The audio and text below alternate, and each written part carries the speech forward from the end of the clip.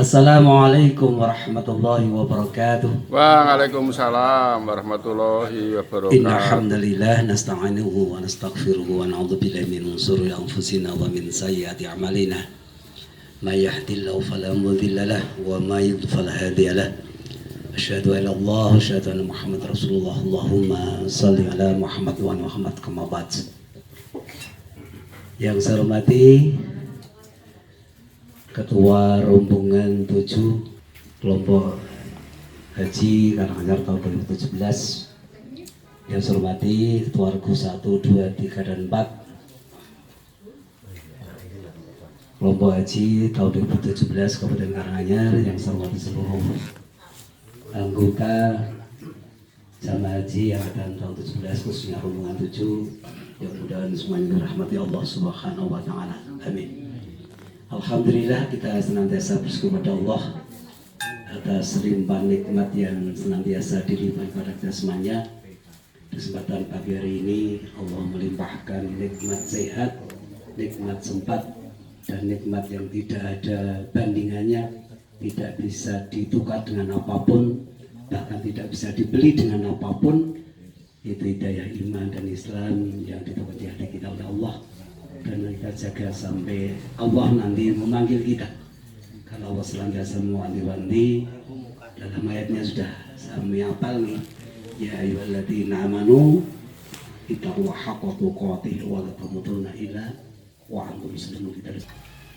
Assalamualaikum warahmatullahi wabarakatuh. Innal hamdalillah nahmaduhu wa nasta'inuhu wa nastaghfiruh wa na'udzu billahi min shururi anfusina wa sayyiati a'malina. May yahdihillahu fala mudilla lahu wa may yudlil fala hadiya lahu. Asyhadu an la ilaha illallah wahdahu la syarika lahu wa asyhadu anna Muhammadan 'abduhu wa rasuluhu la nabiyya ba'da. Allahumma salli wa sallim ala Muhammadin wa ala alihi wa ashabihi wa man tabi'ahum bi ihsanin ila yaumiddin. Qala Allah ta'ala fi kitabihil karim, a'udzu billahi minasyaitonir rajim. Ya ayyuhalladzina amanu taqullaha haqqa tuqatih wa la tamutunna illa wa antum muslimun. Wa qala ta'ala qad aflaha man tazakka wa dzakara isma rabbih fasalla. Shadaqallahul azim. Masyarul muslimin wal muslimat rahimani wa rahimakumullah. Tidak ada yang lebih utama pada siang hari ini kecuali ungkapan syukur kita kehadirat Allah Subhanahu wa Ta'ala. Pada siang hari ini Allah berkenan memberikan izin kepada kita untuk bermuwajahah, untuk bertemu secara langsung, bisa silaturahim. Alhamdulillah semuanya mudah-mudahan dalam keadaan sehat wal afiat. Allahumma amin. Salah satu nikmat yang sering dilalaikan manusia yaitu banyaknya kesempatan, banyaknya peluang, waktu yang mungkin bisa kita manfaatkan dengan sebaik-baiknya, tetapi banyak dilupakan bahwa itu adalah sebagian dari nikmat Allah. Termasuk nikmat sehat, kalau tidak disentil dengan pilek, masuk angin, atau greges, kadang-kadang kita juga lupa bahwa itu adalah nikmat Allah yang sangat besar. Bahkan sebagian ulama sepakat nikmat yang paling besar adalah nikmat kesehatan. Ibu, bapak yang dirahmati Allah Subhanahu wa Ta'ala, tentu saja yang kedua kita senantiasa memanjatkan doa kepada Allah, bersolawat kepada Nabiullah Muhammad SAW beserta keluarganya, para sahabatnya, dan siapa saja yang istiqomah mengikuti sunnah yang diajarkan oleh Rasulullah Muhammad SAW. Mudah-mudahan yang hadir di sini termasuk umat Rasulullah yang istiqomah. Amin. Yaitu orang-orang yang berpegang teguh, memegang kuat secara kontinu, mempertahankan ajaran-ajaran yang disampaikan oleh Rasulullah Muhammad SAW. Yang ketiga, saya menasihati diri saya pribadi khususnya dan kepada bapak-bapak dan ibu-ibu semuanya, karena ini adalah perintah agama. Ad-dinu nasihat. ya, bahwa agama itu adalah nasihat yang di dalamnya Allah memuji orang-orang yang senantiasa tawasau bil haq wa tawasau bis sabr. Ya, saling nasihat menasihati itu sesuatu yang dianjurkan oleh Allah. Ya, jadi meskipun ada seorang anak, bisa jadi anak kecil atau orang yang masih muda menasihati orang yang lebih tua, itu sebenarnya adalah perintah agama. Meskipun kayaknya kok nggak pantas, ya. Tetapi ternyata Allah melihat bahwasannya sebagai seorang manusia yang sudah sampai usia baligh, ya, sudah taklif, artinya sudah dibebani dengan beban bahwa kalau melakukan kesalahan atau dosa itu akan diancam dengan azab Allah, kalau melakukan kebaikan akan diberikan pahala oleh Allah dan seterusnya. Maka dalam kondisi seperti itu, usia berapapun dia maka berlaku setara, ya. Sehingga kita tidak heran ketika melihat, ya, dalam sirah nabawiyah, ya, dalam cerita-cerita para sahabat, dalam cerita-cerita para tabi'in dan seterusnya, para ulama salaf sampai yang sekarang, bahwasanya nasihat menasihati budaya Islami seperti itu adalah budaya yang sangat indah, yang dicerminkan ternyata tidak hanya dilakukan orang tua terhadap orang yang masih muda, ya, tetapi termasuk dari kalangan para sahabat yang muda pada saat itu, ya, tidak ada batasan untuk berikan nasihat kepada yang lebih tua. Ini dari sisi umur. Tetapi ternyata urf, ya, atau adat istiadat kebudayaan itu juga sejalan dengan akhlak Islami, yang dalam ajaran yang lain ada kewajiban bagi orang-orang yang muda itu menghormati yang tua, ya, sehingga ini tidak berseberangan, tidak bertabrakan antara budaya nasihat menasihati, ajaran nasihat menasihati dengan budaya menghormati orang tua. Itu adalah sejalan dan itu termasuk perintah agama. Ibu-ibu yang dirahmati Allah, bapak yang dirahmati Allah, ini biasanya kalau ngisi kajian seringnya itu kajian ibu-ibu, jadi ketentong yang disebut ibu-ibu sih. Kan ibu baru bapak. Ibunya telu ya. Nah, kita kembali kepada ayat yang kita baca tadi dulu, ya. Surat Asyam, ya. Semua ayat yang ada dalam Al-Quran itu semuanya baik, ya. Tidak ada satupun yang tercela, termasuk tidak ada ayat-ayat atau surat tertentu yang harus kita hindari, ya. Paling tinggalkan 300 ayat. Maksudnya dihindari itu yang paling sederhana, ibu-ibu, bapak-bapak, ya. Yang sholat, ya, sholat dhewean. Nah, biasanya menghindari surat sing nopo nggih? Sing dawa. Asame dawa. Akan surat sing dawa iki kok Asame dawa. kanggoin pas sholat dhewe. Kulhu. Favorite napa? Kulhu. Nggih. Kalau Al-Kautsar. Pokoke sik kul telu niku pun favorit, tambah nggih, Al-Falaq, An-Nas, nggih, termasuk Al-Kautsar. Wah, paling cendek nih Al-Kautsar nih. Meskipun kandungannya luar biasa. Nah, meskipun itu favorit, tetapi jangan sampai ada dalam pemikiran kita yang lain itu tidak penting, yang lain itu tidak lebih baik, ya. Apalagi kalau kita mau menggunakan dalil yang terkait dengan surat Al-Ikhlas, ya. Bacaan surat Al-Ikhlas itu, ya, ketika dibaca menjelang tidur 3 kali saja itu setara dengan khatam Al-Quran. Seakan-akan wis ora perlu maca Quran, cah wis maca kulhu wae ping 3 wis tiap hari khatam. Boleh jadi, ya, kita boleh berharap akan fadilahnya, mendapat fadilah pahala menghatamkan Al-Quran meskipun tidak membaca Al-Quran secara keseluruhan, tapi dapat fadilahnya, dapat pahalanya. Dan kita harus husnudzon, sesuatu yang disampaikan oleh Rasulullah itu benar adanya.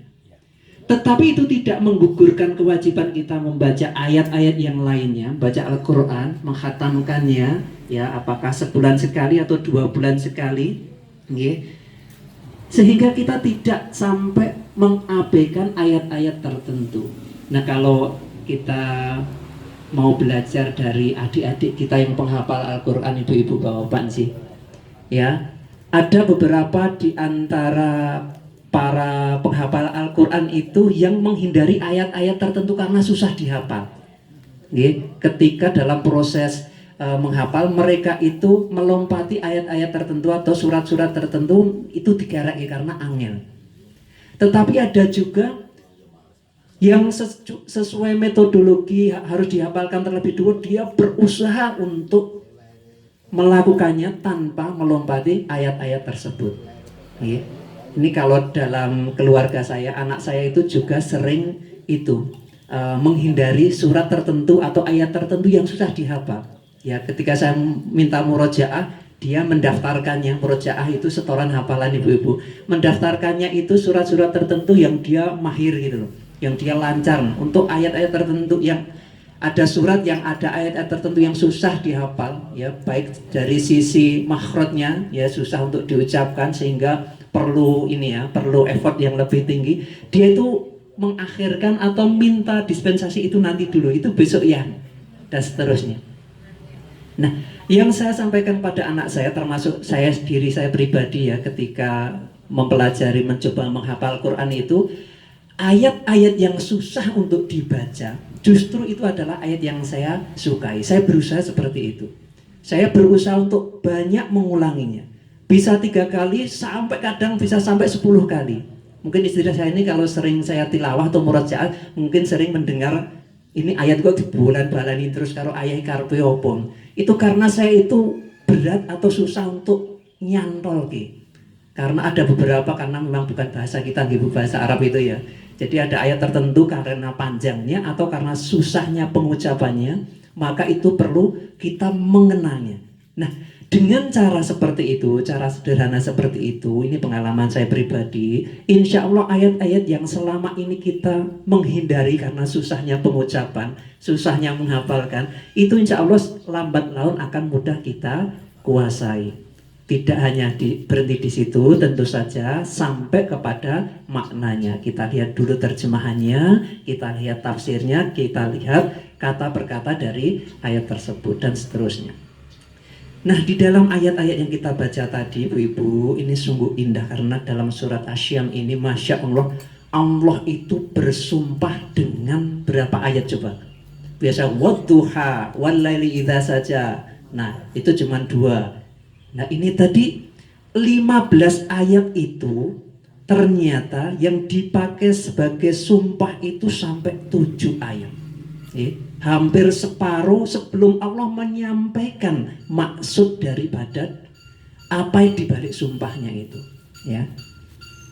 Yang disampaikan oleh Allah, yang difirmankan oleh Allah terlihat sederhana, ya.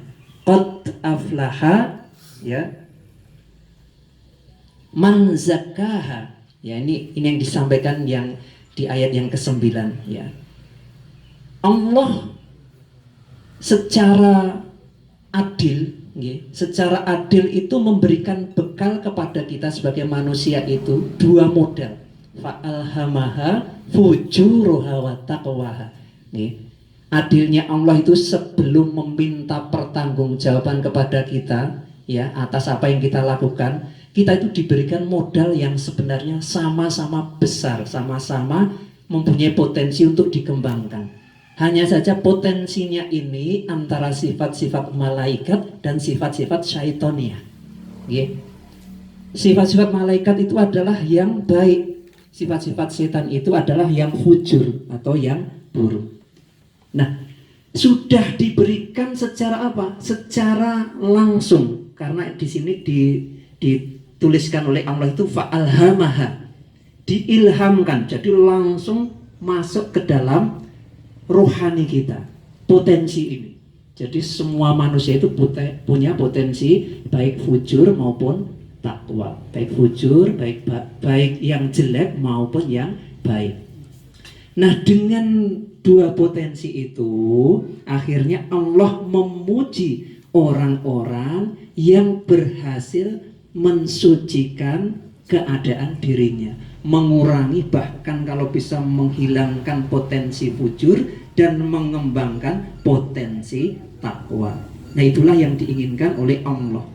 Ya, makanya disebutkan oleh Allah, qad aflaha man zakkaha. Ya, sungguh beruntung orang-orang yang mensucikan jiwanya, dan dibenci atau diberikan penilaian yang buruk oleh Allah pada ayat berikutnya, waqad khaba man dassaha, dan sungguh rugi. Siapa saja itu pasti akan rugi bagi orang-orang yang mengotorinya. Jadi jiwa itu bisa kita bersihkan, kita sucikan, tapi bisa juga bisa kita kotori.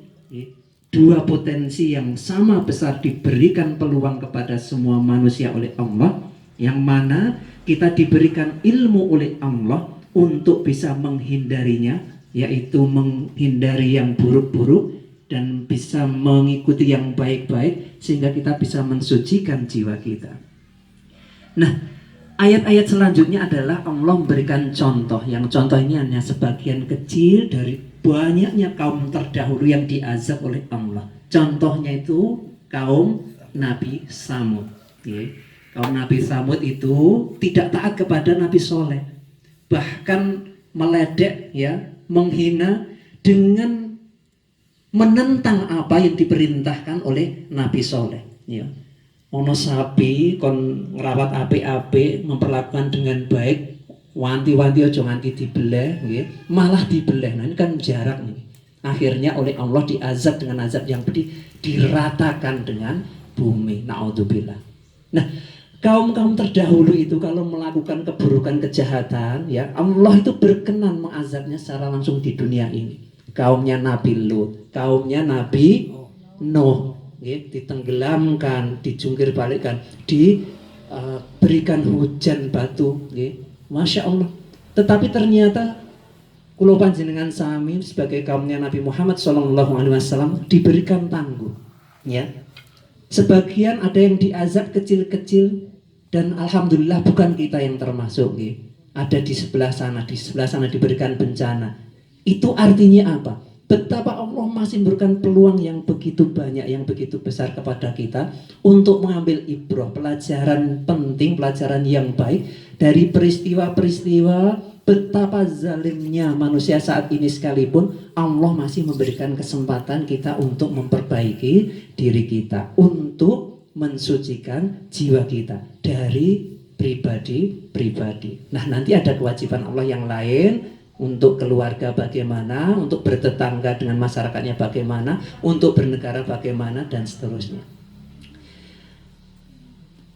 Ibu-ibu, bapak-bapak yang dirahmati Allah Subhanahu wa Ta'ala, yang kedua dalam bulan Syawal ini, ya, salah satu yang menjadi perhatian kita adalah bagaimana kita bisa melanjutkan kebaikan-kebaikan selama bulan Ramadan. Syawal maknanya artinya adalah peningkatan. Memang tidak mudah kalau dari sisi kuantitas. Poso sesasi, Syawal kira mungkin arep poso sesasi.